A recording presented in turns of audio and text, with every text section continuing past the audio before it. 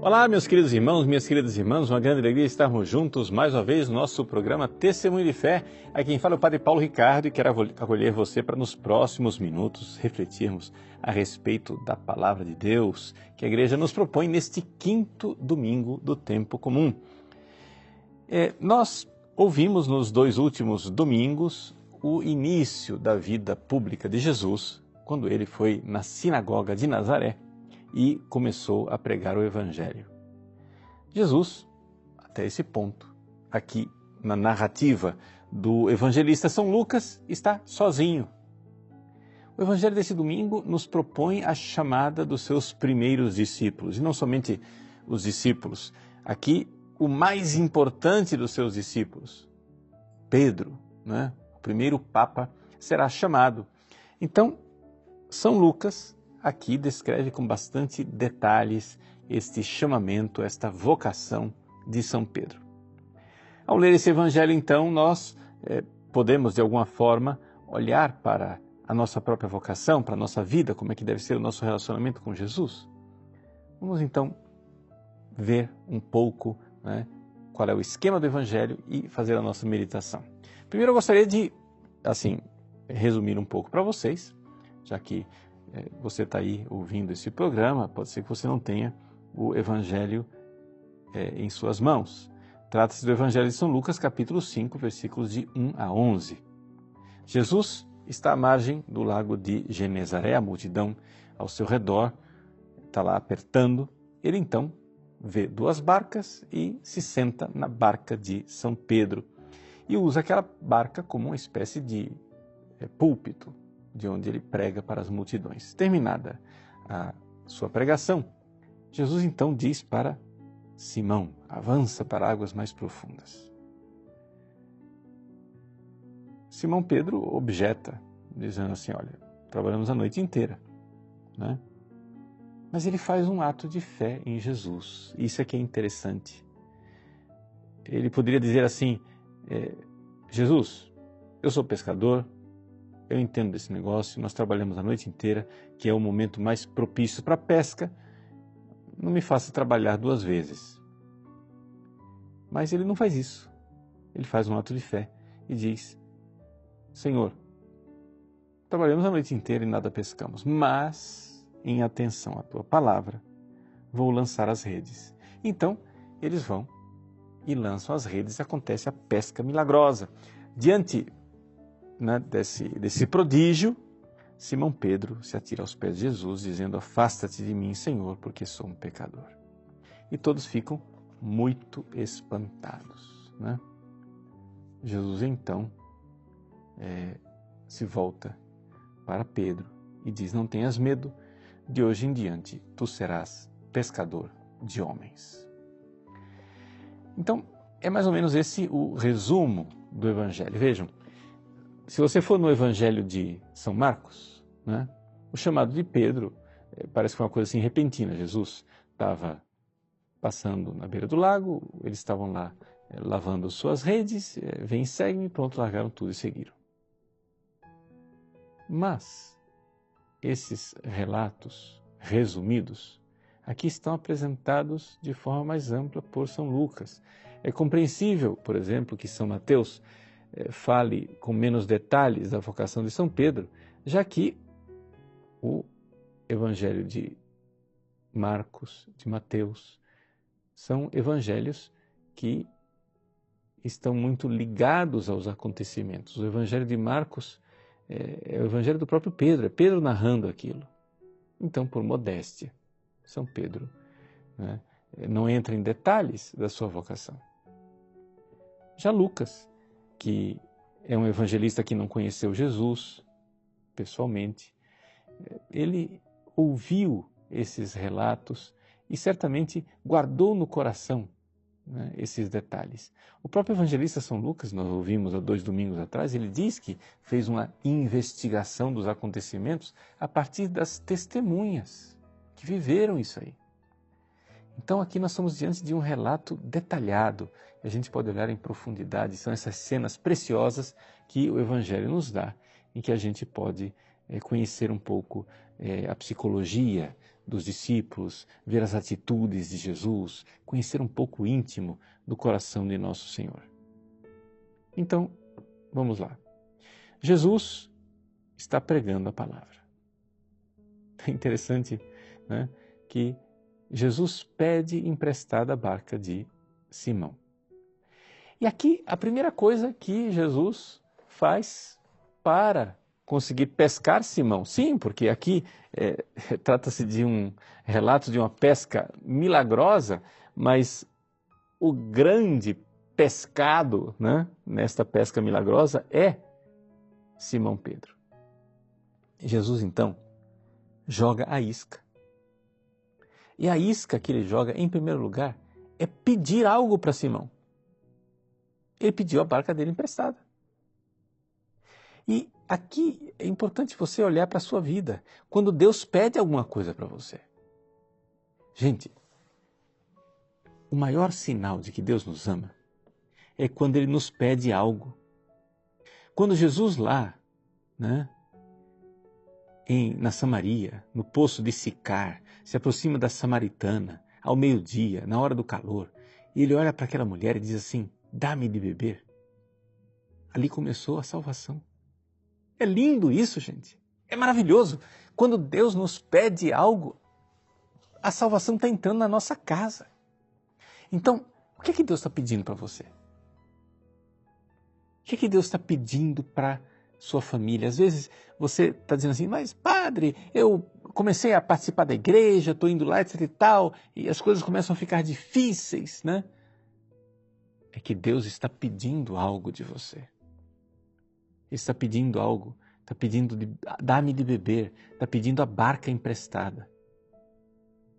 E então, São Pedro, que acha que está fazendo um favor para Jesus, na verdade, está sendo agraciado. Porque ele pôde seguir bem de pertinho aquela pregação de Jesus, e Jesus então começou a falar no coração de Pedro. Começou a aquecer o coração dele. E é exatamente porque São Pedro pôde ouvir tão de perto a pregação de Jesus, que quando Jesus chega e diz, avança para águas mais profundas e lançai vossas redes para pescar, Pedro se sentiu interpelado. Pedro se sentiu tocado por aquela palavra, embora fosse uma palavra irracional. Veja só. Olha só o caminho, olha os passos, né, psicológicos que Jesus usa. Primeiro, ele pede uma coisa. Quando ele pede, a pessoa acha que está fazendo alguma coisa por Deus. Na verdade, é Deus que está fazendo por ela, porque Jesus começa a pregar e Pedro começa a aquecer o coração e começa a ter fé. A fé surge no coração de Pedro. E ele, então, está pronto para dar um passo de confiança, de abandono nas mãos de Jesus. Olha, Jesus, a minha racionalidade humana me diz que a esta hora do dia nós vamos ter dificuldade de pescar. Porque se no momento propício em que nós, pescadores experimentados, tentamos pescar, que é de noite, com o lago em silêncio, sem esse tumulto de gente, essa multidão na margem, fazendo barulho, se no momento mais propício nós tentamos pescar e não conseguimos, então é bem pouco provável. Mas tudo bem, Deus é o Deus dos improváveis. Ele está me pedindo essa confiança. Então, em atenção à tua palavra, eis aí, né? Em atenção à tua palavra, vou lançar as redes. E então acontece o milagre inesperado, não é? O sinal. Aqui uma das coisas importantes que a gente vê nos evangelhos. De uma forma geral, né, a regra geral é que Jesus faz milagres para pessoas que já têm fé. Se você for pensar bem, é uma coisa um pouco contrária ao nosso senso comum. Se nós fôssemos Jesus, talvez nós faríamos o contrário, nós faríamos assim, ó, o fulano não tem fé, ele é um ateu, deixa eu fazer um milagre aqui. Pá, faz um milagre, o ateu se converte. Mas Jesus não faz isso. Jesus, diante de Herodes que pedia um milagrinho, Jesus ficou calado e não disse nada e não fez milagre nenhum. Mas diante daqueles que criam, daqueles que creem, ele faz milagres.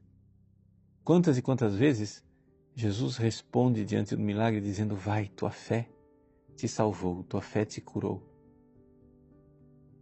Então, este milagre aqui, ele é resposta da fé de Pedro, uma fé que já tinha surgido. Então, vejam, aqui é uma das coisas importantes para a sua vida espiritual. Muita gente quer se converter, entrar na igreja, seguir a Deus, mas antes de dar o passo, as pessoas querem sinais. Não dá, não funciona, não é assim. Veja, a igreja é como uma casa. É muito difícil você conhecer uma casa olhando pela janela desde fora. Quando você está fora da casa e está olhando para a janela lá dentro, o que é que você vê? Você tem um horizonte muito limitado. Você só consegue realmente conhecer a casa quando você entra. E você então passa pelos cômodos desta casa. Você vai visitando cada parte da casa e vendo os detalhes. Você precisa entrar. Veja, é uma coisa que pode parecer um pouco espantosa para as pessoas, né? Mas para você ver que a Igreja Católica é a verdadeira igreja, você precisa sair da timidez, desse medo que você tem, e dar o passo e confiar. Você precisa entrar. Padre, mas não tem sentido nenhum. Claro que tem. Como é que você faz quando você aprende a nadar? Se você vai aprender a nadar e você está na beira da piscina fazendo movimentos, mas não entra na água, você não vai aprender a nadar nunca. Você só aprende a nadar entrando na água. A mesma coisa nós podemos dizer com relação à igreja, à fé em Jesus. Você precisa dar o salto. Um salto que pode parecer, num primeiro momento, bastante irracional. Mas uma vez que você entra, que você dá o pulo, você então começa a enxergar desde dentro. E aquilo faz todo sentido, né? As coisas começam realmente a brilhar no seu interior. Então, se você ainda é um católico um pouco acanhado, assim, com medo de dar o passo, de crer no que a igreja crê, eu convido você a dar o passo mesmo. Eu convido você a avançar para águas mais profundas, como Jesus está fazendo no Evangelho. Vai lá. Entra na igreja de verdade. Mas na igreja de 2000 anos, na igreja dos santos, né? Não fique assim, pensando na igreja católica a partir dos jornais, né? Qual é a notícia que você tem da igreja católica de jornalistas? Olha, deixa eu dizer para vocês, uma das coisas mais decepcionantes que tem na face da Terra é essa história de jornalista. Todos os anos, a igreja celebra a Semana Santa, né? Aí, claro, Semana Santa, um grande feriado, digamos assim, um grande evento social. Então, as televisões, as rádios sempre indicam jornalistas para fazer a cobertura da Semana Santa. E eu já várias vezes atendi jornalistas dando indicações. Gente, é impressionante como as redações escalam jornalistas que não entendem absolutamente nada de religião, não entendem patavinas. Você tem que explicar para eles o beabá mais básico e fundamental. Você tem que ensinar para eles quem é Jesus Cristo, que eles não fazem ideia de quem seja Jesus Cristo. Como é que você vai cobrir a Semana Santa se você não sabe nem quem é Jesus? Né? Então a mesma coisa quando eles vão falar de igreja católica. O que é uma igreja católica para esses jornalistas? Eles só vão cobrir, só vão falar de coisas, de escândalos, né, de pedofilia, de corrupção, de uma abordagem absolutamente estranha à igreja. É como se você pegasse um jornalista e pedisse para ele falar sobre sua mãe. Ele ia abordar a sua mãe a partir de uma pseudo-verdade externa que ia deixar você desconcertado. Por quê? Você ia dizer, esse cara não conhece minha mãe. Não sabe quem é minha mãe. Eu que vivo com ela, sei quem ela é. Então, não caia nessa tentação de achar que o que os meios de comunicação transmitem a respeito da Igreja Católica é a Igreja Católica verdadeira. Esse pessoal não somente está olhando de fora, mas está olhando de forma distorcida.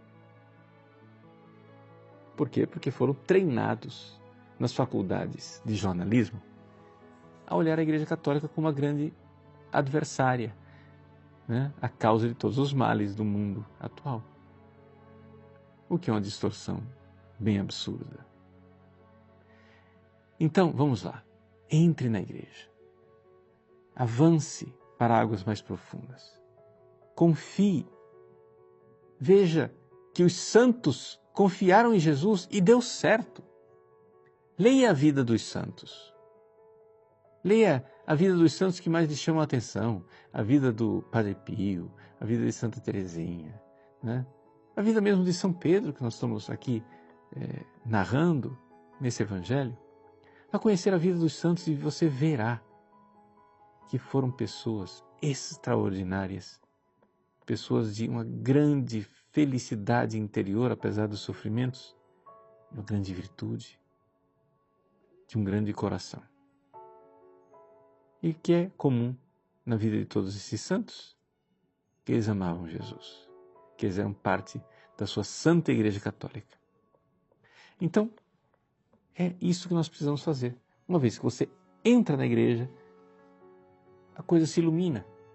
Aí vem o milagre. Aí, eu estou dizendo aqui milagre, não é que vai acontecer com a sua vida necessariamente uma pesca milagrosa, mas vem o milagre de uma fé mais profunda, de crer verdadeiramente, porque você, quando entra na igreja, e você entra para conhecer a Deus, a primeira coisa, o primeiro passo que acontece é exatamente aquilo que acontece com São Pedro aqui quando ele cai aos pés de Jesus. É que você tem uma visão de você mesmo que você não tinha antes. São Pedro cai aos pés de Jesus dizendo, Senhor, afasta-te de mim porque sou um pecador.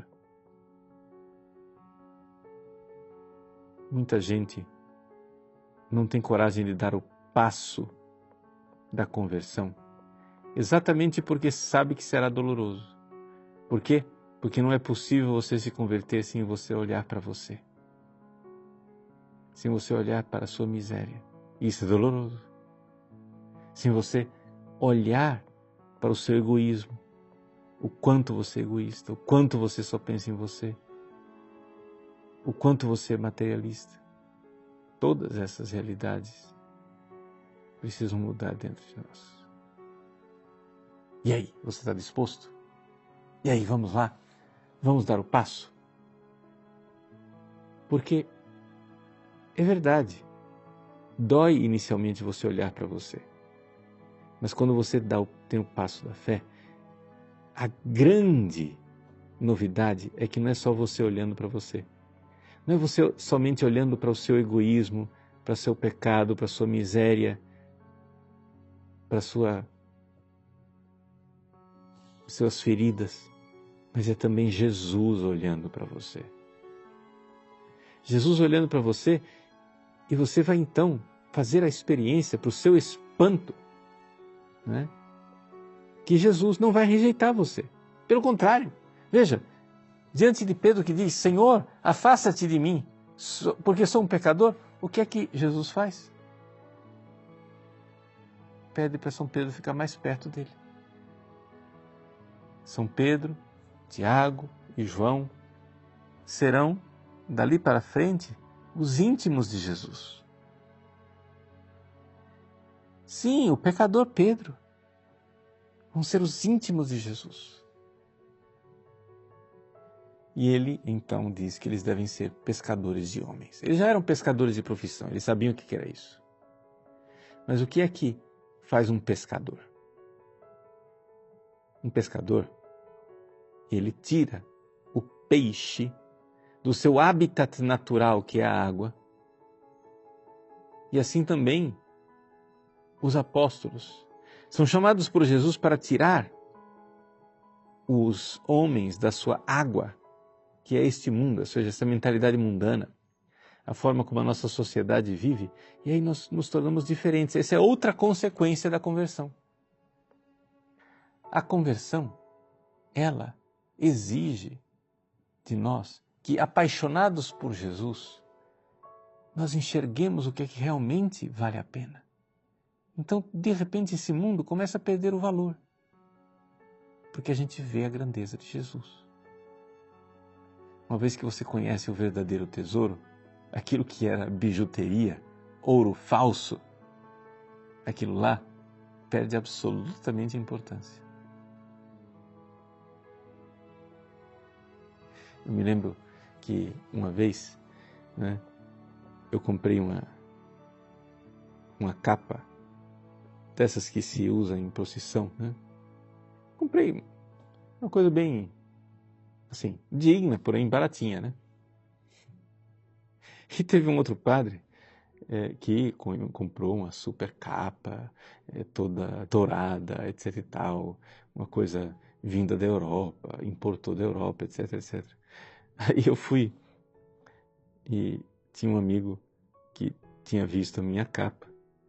E quando ele encontrou a capa desse outro padre, que era toda preciosa, etc. Nossa, padre, olha, diante dessa capa aqui, a sua capa se tornou um trapo, um farrapo, é um nada. Isso aí é um pano de chão. Eu estava todo contentinho com a minha capa pluvial e virou um pano de chão diante da preciosidade do outro. Só para dizer um exemplo, que é isso mesmo. Quando a gente conhece Jesus, o verdadeiro tesouro, esse mundo aqui vira um pano de chão. Vira um nada, vira uma bobagem. E então, vai acontecer realmente de você se sentir, nesse mundo, um peixe fora d'água. Esse mundo aqui, uma vez que você se converte, vai ter isso.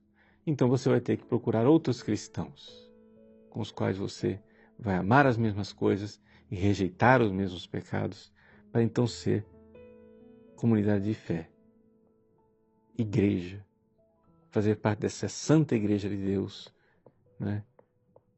da qual Pedro é a pedra e Jesus Cristo a cabeça invisível que nos governa. O corpo místico. Pois bem, esse é um pouco o itinerário desse evangelho. Sabendo que para a gente fazer parte da igreja, nós precisamos entrar nesta fé que é transmitida ao longo dos séculos. A segunda leitura desse domingo nos lembra isso. Trata-se do capítulo 15 da primeira carta de São Paulo aos Coríntios, em que São Paulo fala, pela primeira vez na história, alguém escreveu o relato da ressurreição de Jesus. Então, ele apresenta isso.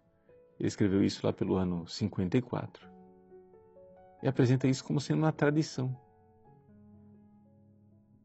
Ou seja, aquilo que ele recebeu, eu vos transmiti. Em primeiro lugar, foi aquilo que eu mesmo tinha recebido.